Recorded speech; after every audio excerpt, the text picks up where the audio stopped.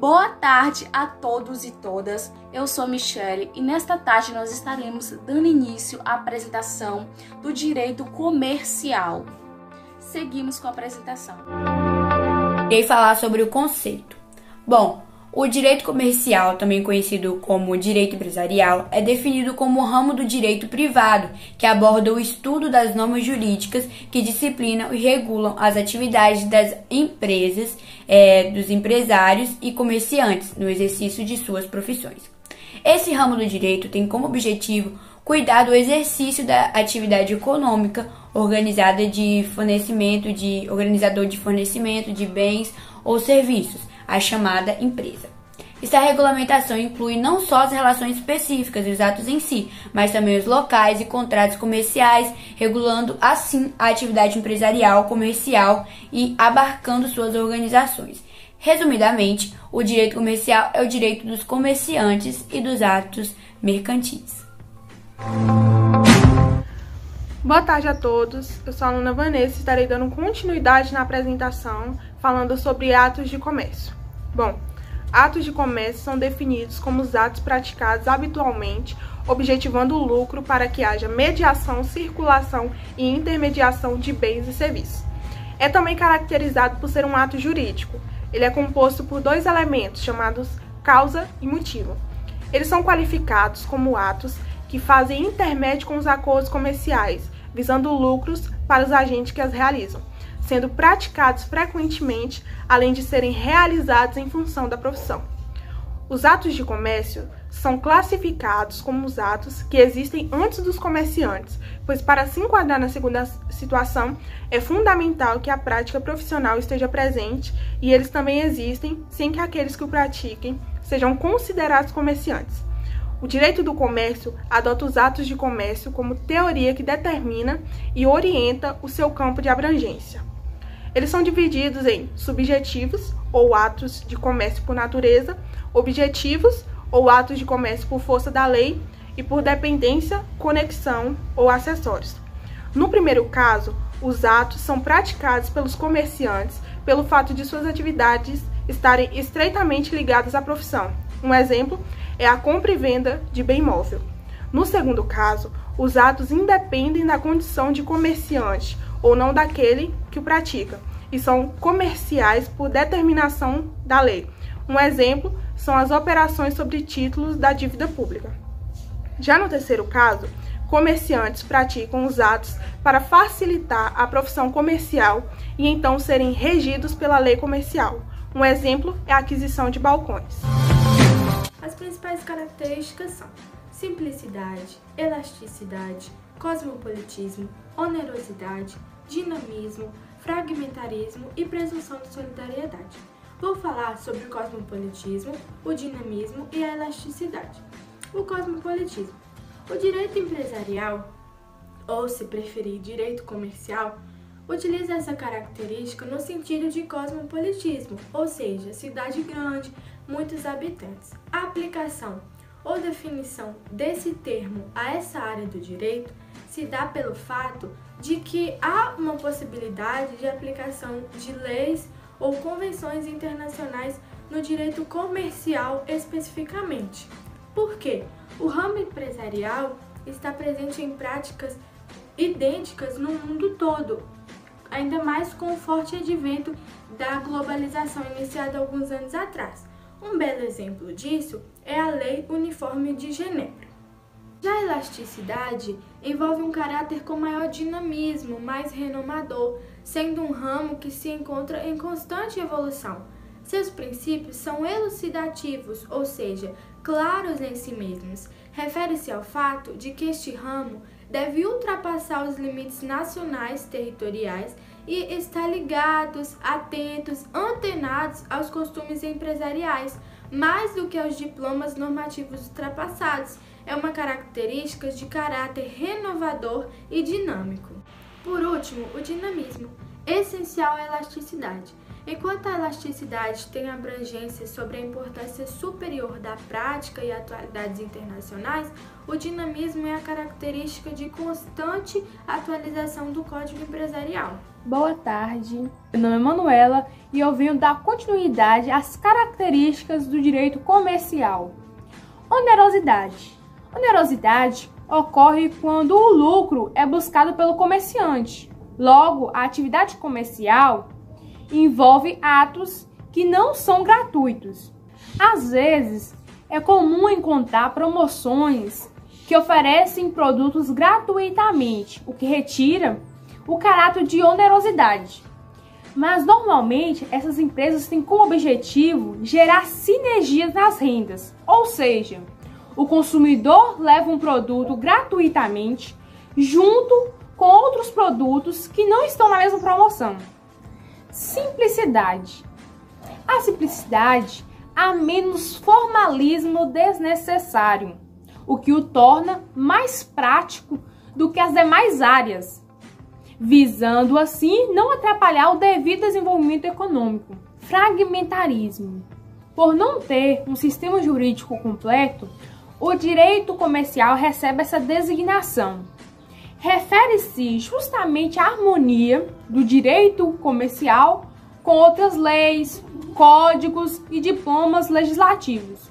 E, por fim, presunção de solidariedade. Esse aspecto visa a garantia do crédito.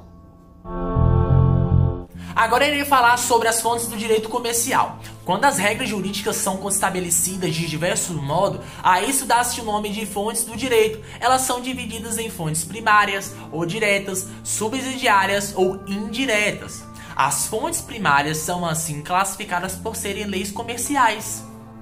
Por exemplo, no direito comercial brasileiro, o Código Comercial e suas leis são fontes primárias. Os princípios gerais de direitos, a analogia, a jurisprudência, usos e costumes e a lei civil são considerados como fontes subsidiárias.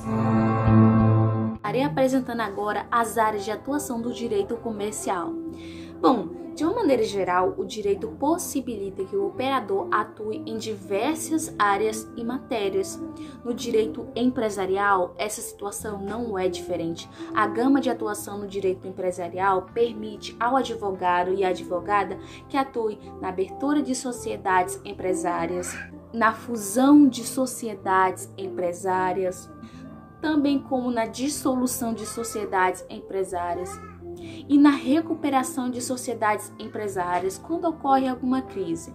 Enfim, o advogado ou advogada podem atuar em todo o processo de construção e criação de uma sociedade empresária, ou até mesmo na crise da sociedade em processo de recuperação judicial.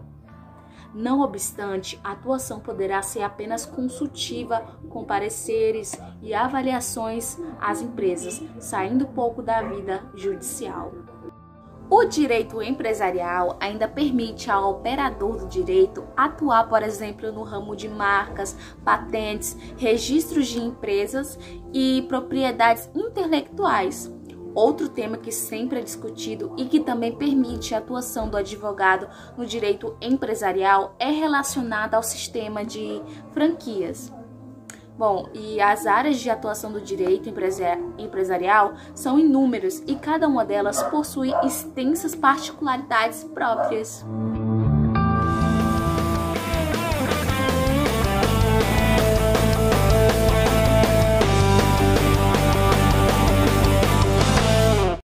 Olá, boa tarde, estamos começando o programa Tudo sobre Direito.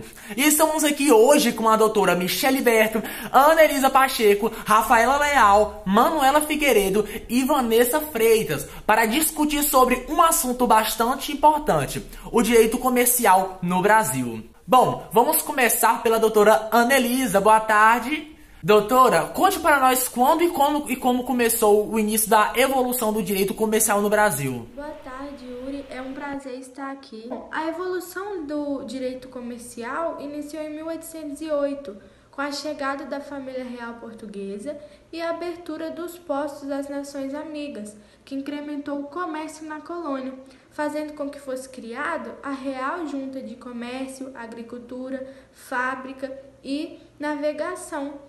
Dentre outros objetivos, era uma possível ideia da criação do comércio, do direito comercial no Brasil. Hoje nós sabemos que antes da vinda do rei de Portugal ao Brasil, não existia nenhuma consolidação sistematizada de leis particularmente brasileiras, dotadas de princípios gerais definidos. E assim eu concluo a minha fala com a frase de Versosa. Assim pode-se dizer que o direito comercial brasileiro teve início com a Lei de Abertura dos Portos, de 1808, inspirada em José da Silva Lisboa. Uma coisa muito interessante. Mas sabemos também que em 1815 a paz novamente reinou na Europa. Dom João V retorna a Portugal, dando as condições para que aqui surgisse o Estado brasileiro, o que é concretizado em 1822 com a independência. Apesar da independência, também foi criado algo a mais. Não é, doutora Rafaela Leal? Boa tarde, Yuri Cunha. Boa tarde, pessoal de casa. Estou muito grata por estar aqui dividindo um pouquinho do meu conhecimento com todos vocês. Voltando para a pergunta. Mesmo independente, especificamente em 1832, foi criada uma comissão com a finalidade de pôr essa ideia em prática. Assim foi que, em 1834, a comissão apresentou ao Congresso um projeto de lei que, uma vez aprovado, foi promulgada a Lei número 556, de 25 de junho de 1850. Que fez nascer o Código Comercial Brasileiro, já que antes as relações jurídico-mercantis do Brasil eram regidas pelas leis portuguesas e os códigos comerciais da Espanha e da França. Então, foi aí que nasceu o Código Comercial Brasileiro, e isso aconteceu em razão de, entre as leis portuguesas, existir a chamada Lei da Boa Razão, a qual previa que, no caso da lacuna da lei portuguesa, fossem aplicadas as leis das nações cristãs, iluminadas e polidas para dirimir os conflitos. Sim, e aí entra o fato de que o Brasil apresentava grande potencial econômico e por isso surgiu a necessidade de se ter um código comercial próprio, em substituição às disciplinas estrangeiras, que foi aprovada pelo imperador Dom Pedro II, do Código Comercial Brasileiro, inspirado diretamente no Código Comercial francês. Então, doutora Vanessa Freitas, podemos dizer que direito brasileiro passou a disciplinar a atividade econômica pelos critérios da teoria dos atos de comércio? Primeiramente, boa tarde a todos. Exatamente isso, Yuri. Embora nenhum dos seus artigos apresente a enumeração desses atos, como acontece no Código Comercial francês, de 1807, nos artigos 632 e 633, essa ausência foi proposital e se justificou pelos problemas que a enumeração causava na Europa em relação à caracterização da natureza comercial ou civil de determinadas atividades econômicas constantes da lista dos atos de comércio. Temendo que isso se repetisse no Brasil, o legislador optou por não inserir tal enumeração no Código Comercial Brasileiro. Então, eles trouxeram para o direito nacional o sistema francês de disciplina privada da atividade econômica. O próprio código não menciona a expressão atos de comércio, e tampouco os enumera. Só acrescentando a fala da doutora a despeito dessa proposital inexplicitação, todos os dispositivos do código são acentuadamente marcados pela teoria dos atos de comércio. E de qualquer modo, a legislação brasileira não teve como fugir do elenco normativo desses atos. Editando-se ainda em 1850 o regulamento de número 737, diplomata processual de qualidade técnica, destacado em cujo artigo 19 define-se as atividades sujeitas à jurisdição dos tribunais do comércio. Estou certo, doutora Manuela Figueiredo? Boa tarde, telespectadores. O que o Yuri falou está correto.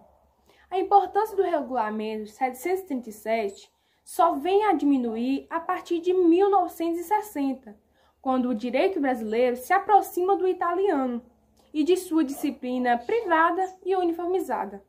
Bem, a utilização de um sistema geral para disciplinar a atividade econômica foi adotado desde 1942 pelo direito italiano, que atraiu muitos países de tradição romanística, entre eles o Brasil. Vigente desde 1850, e em muitas tentativas de reforma do Código Comercial Brasileiro, houve a intenção de unificar o direito privado.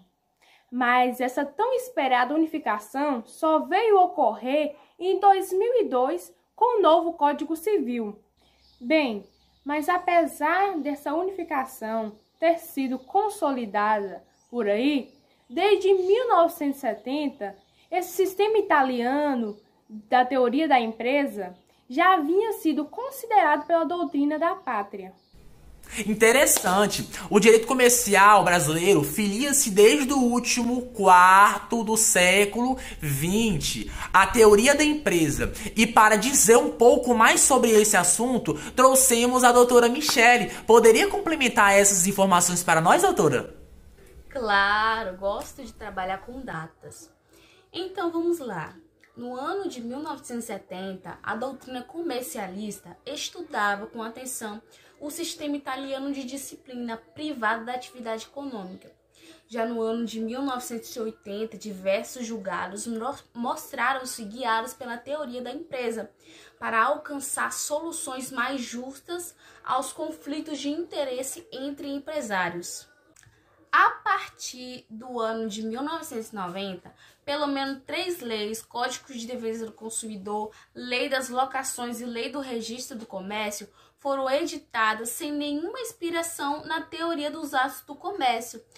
O Código Civil de 2002 concluiu a transição ao disciplinar no livro 2º da parte especial, o direito de empresa.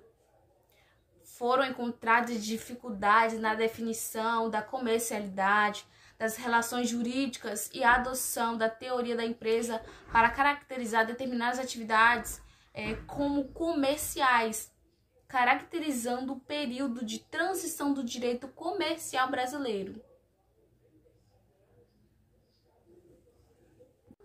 Bom, e esse período transitório entre a teoria dos atos do comércio presente no Código Comercial e teoria da empresa, já usada no âmbito jurídico mercantil, na doutrina, na jurisprudência e algumas leis comerciais, se vê finalizada com a edição do novo Código Civil brasileiro. Obrigada, doutora Michele. Suas atas ajudaram a tirar algumas dúvidas que eu tinha. Infelizmente, a entrevista acaba por aqui. Peraí. A produção já está me dizendo aqui que já acabou o tempo. E quero agradecer às doutoras por terem nos concedido essa entrevista. E a vocês, telespectadores, agradecer a audiência. E assim me despeço, né?